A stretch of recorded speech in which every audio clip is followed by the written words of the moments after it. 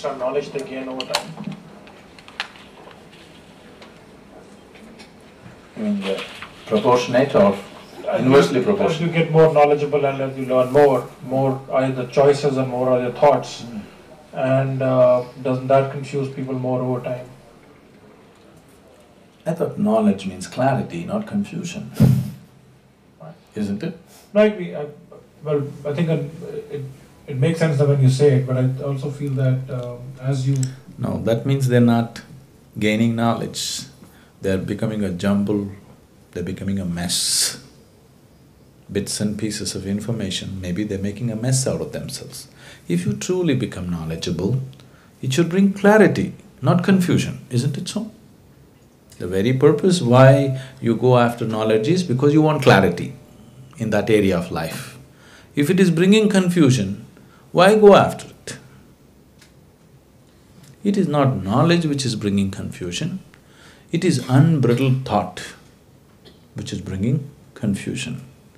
Now thought is not in your control, you don't have the turn on switch and turn off switch, it is simply going on endlessly. If you could turn on this mind when you want, turn it off when you don't want, this would be a fantastic instrument. But now it's simply on. You have no choice about it.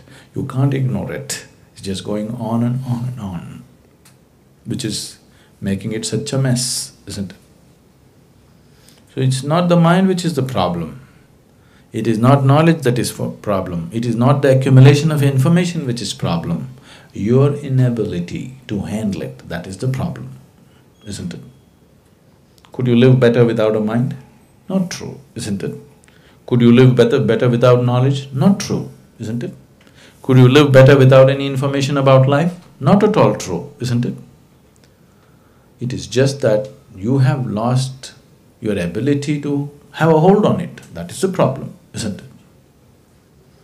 You have lost your ability to have a hold on it simply because you have no distinction between who you are and what you have gathered. You have gotten so identified with things that you have gathered, there is no experience of yourself. You are so identified with things that you have accumulated, you have become the things that you have gathered. When I say you have become the things that you have gathered, let's look at it this way. Right now, your physical body, this body, when you were born, it was only this much. Now it became this much. How? How did it happen? Nourishment. I'm sorry? The nourishment, nourishing the body. Food. So what you call as my body is actually a heap of food.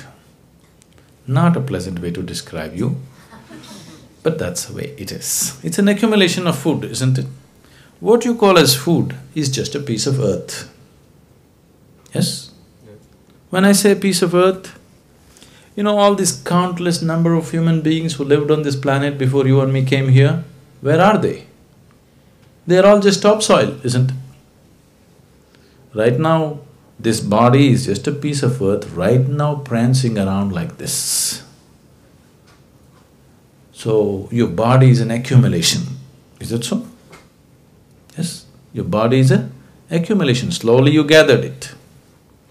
Your mind is also an accumulation. What you call as my mind is an accumulation of impressions that you have gathered. Yes? So your body is an accumulation, your mind is an accumulation. In these two heaps of food and impressions, where is you? There is no such thing. You got lost in these heaps and now you think these two heaps are you. So the question of using your body, the question of using your mind doesn't arise because you yourself are lost.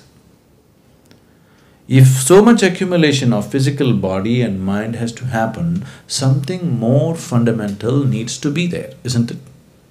Yes? Something more fundamental has to exist for you to gather something like this.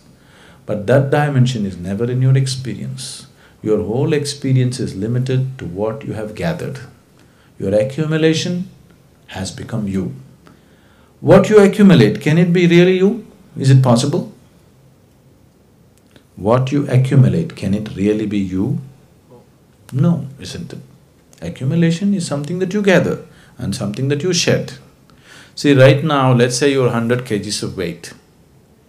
Tomorrow you work yourself, let's say you come to yoga and we make you 65 kgs. If you lose this 35 kgs, still you're complete yourself, isn't it? A third of your body you lost, but still you're completely yourself, isn't it so? So what you have accumulated cannot be you. It is just an accumulation. But right now, you're believing and experiencing life as if what you have accumulated is you. So when you live in this kind of, whatever you call it, normally it's called ignorance, but I wouldn't like to use that word. When you live in this kind of an awareness, when you live in this kind of closed eyes kind of living, you living well is very accidental. For most people, if at all if they're happy, generally it's because people around them are too wonderful. By themselves, they would cause immense misery to themselves. But if one's experience goes beyond these two accumulations, the question of creating misery just doesn't arise. All the misery in the world is manufactured in your mind, isn't it? If at all if you know any misery, it has either entered you through your body or through your mind. Do you know any other kind of suffering? Physical and mental. These are the only two kinds of sufferings you know. Now, fundamental yoga means if you sit here, your body is here, your mind is there, what is you is always little away from it. There's a little space between you and your body. There's a little space between you and your mind.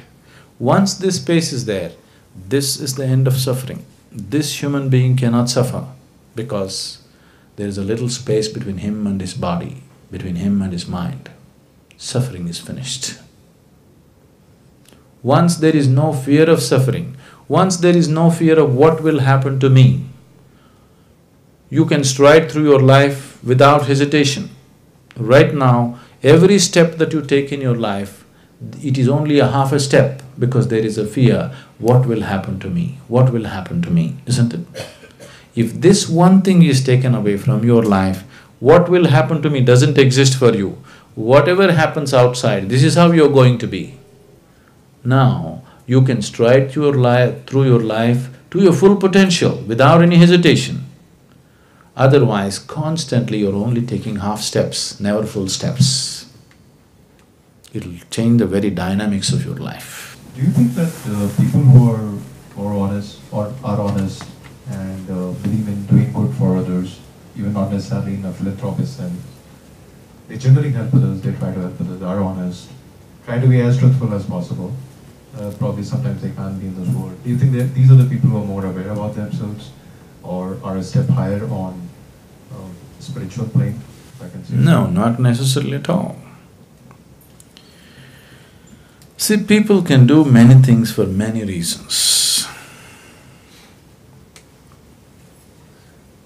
Can I tell you a joke? Sure. Okay. Some of you are so serious, I'm hesitating.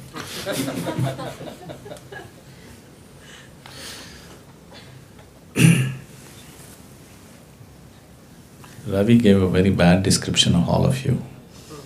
He said they're like me, so I'm hesitating.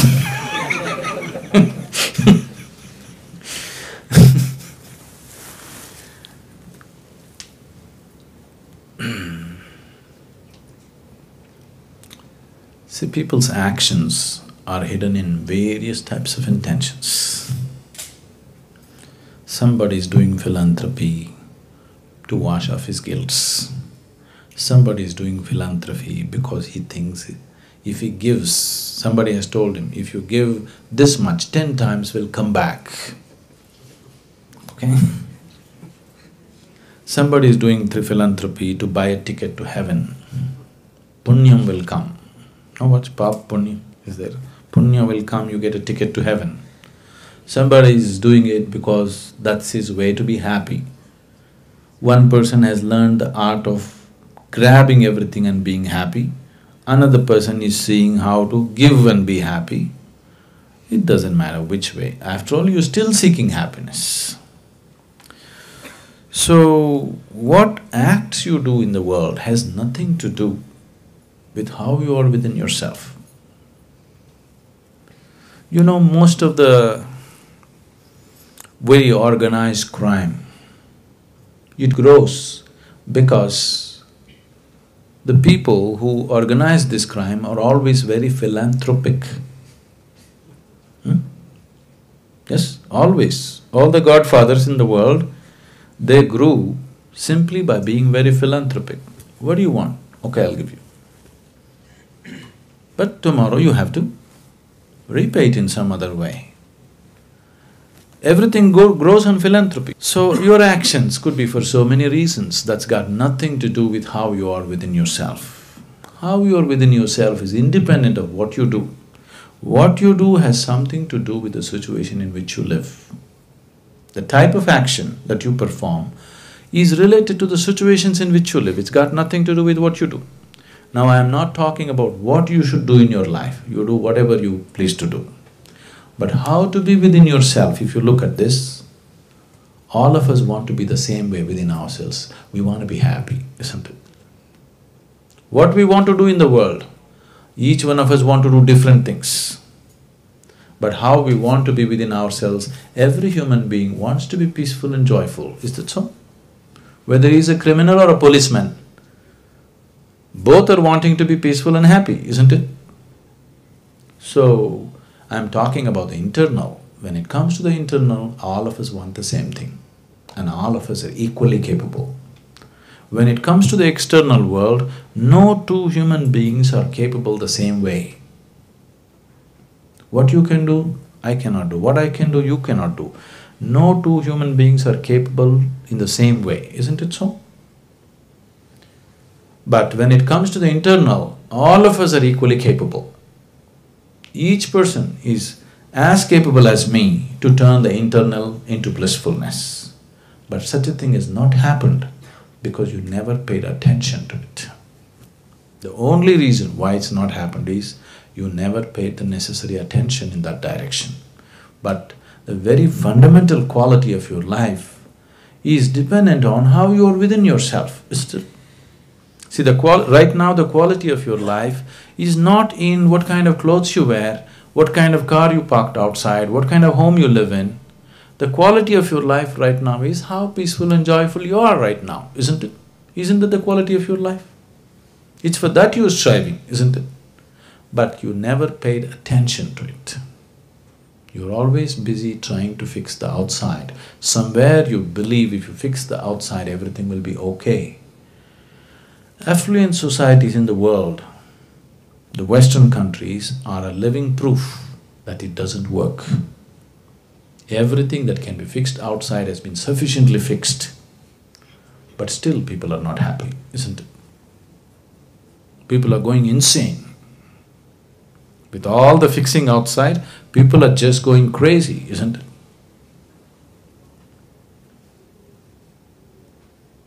So, it's got nothing to do with what you do. What you do outside is your choice. But how you want to be inside, there's no choice. Everybody wants to be joyful. That's the way everybody wants to be. Why is happening only to human beings, not to birds or… Why we are not teaching bird yoga? Yeah. Why is it happening to oceans, the fishes, schools of fishes are there? Why only these kind of sufferings, everything is happening to human beings? They are also creation. Schools of fish? There are billions and billions of fishes out there. Yeah, they suffer on your plate, don't they? They also have sufferings. No satsanga is going on there, no guru is there. You already said schools of fish. Why do you say no satsang? Group of fishes, that's called cool. That's what I mentioned. Lots of fishes are there. So group of human beings with a certain intention, we call them satsang. Yeah, I understand that, but why only human beings are being suffering like this? Okay. See, life is happening on three fundamental ways. In yoga, we call this Mruga, Manushya, Deva. Mruga means animal nature, Manushya means human nature. Deva means divine nature. Animal nature is well established. Divine is too well established. What you call as human is a flux. It's neither here nor there. You can make anything out of it any moment. For example, a tiger is born. A tiger is not sitting and worrying its head out how to become a good tiger. Yes? Just find enough food, it'll become a good tiger, isn't it? All he has to do is just find enough food and he will always be a good tiger. You will never see a bad tiger. He is not insecure like you. Will I really become a good tiger? Will I end up as a house cat? There are no such struggles in him because his life is fixed. If he just finds enough food, he will naturally grow up into a good tiger. So you were born as a human being, but to become a good human being, how many things you should do? After doing all this, still you don't know where you belong, isn't it? Is it? Mine also should have been fixed like Mirga and Deva. God when created, or creation when it's happened, it should have been fixed for me also. I will come, why it's not fixed? Oh. You want to go back in the evolutionary scale? You were like that, Charles Darwin told you were all monkeys, your tail fell away. You were like that. You dropped the tail and took this choice. So, animal nature is fixed. Just if he takes care of the physical, the rest will happen for him. Divine is very well established. What you call as human, there is no such thing. There is no human being, please look at this. Human becoming, either you can become one or not one, though you're in the human body, isn't it so? So you're born as an animal and then you become… I don't know about you.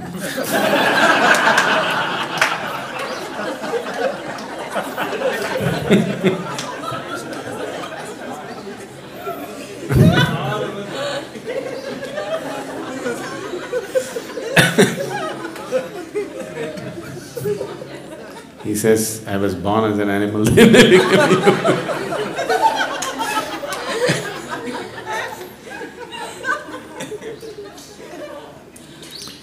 Please, don't go about revealing your breeding, okay?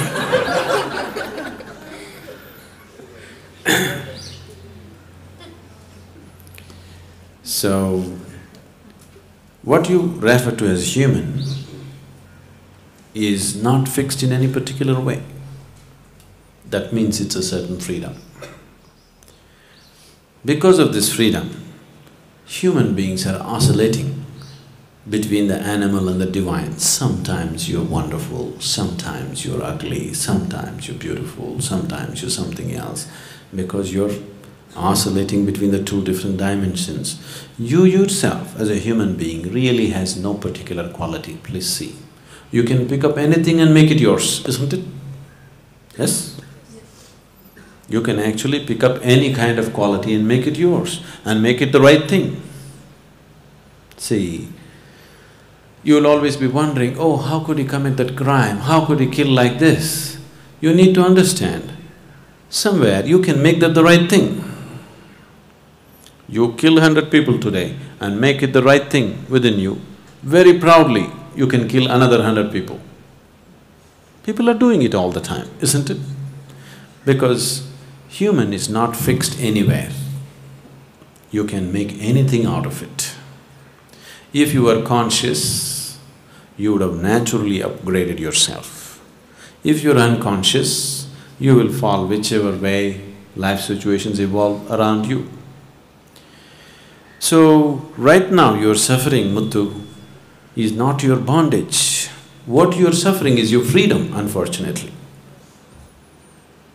And you're requesting me, why couldn't you make me like an animal? If my life was also fixed, all this struggle wouldn't be there. So what you're complaining is, you're complaining about your freedom, isn't it? freedom is a benediction if you are aware, and freedom is a great curse when you're unaware. So, now don't try to get rid of your freedom. Become aware and you will see this is a tremendous possibility. So, what you call as human is in a certain transitory state. Animal nature, divine nature, well established. Human is loose. It is like between the two trapeze bars, you know. So if you catch the other one, you're fine. If you don't, so that's the whole thing. If you fall down, again you climb up and again you swing and try to catch it. So punarapi jananam, punarapi maranam. If you don't become aware, it's like an endless cycle of the same nonsense again and again and again. So when you're aware, when you're alive and awake here, you must do everything possible to enhance your awareness so that naturally you will move. If there was 1, 2, 3, the highest, the middle and the lowest, what's your natural aspiration? The highest. See, that's embedded in you, isn't it? Yes? Yes. Whatever little you know, in that you want to be highest, isn't it? So that quality has been infused into you. So with this, nature trusted your intelligence and thought anyway you will seek for the highest and gave you the freedom to choose. Shall we take away that freedom? If you're suffering your bondage, it's all right. If you're suffering your freedom, right now you're suffering your freedom, please see.